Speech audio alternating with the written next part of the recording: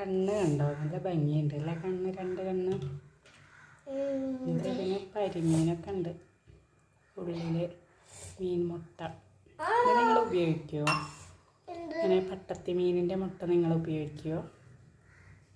Comment ഇടും കേട്ടോ എല്ലാവരും.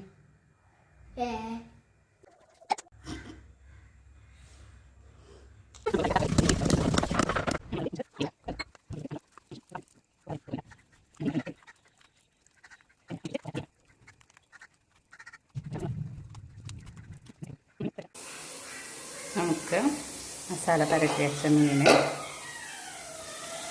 പൊരിക്കാം.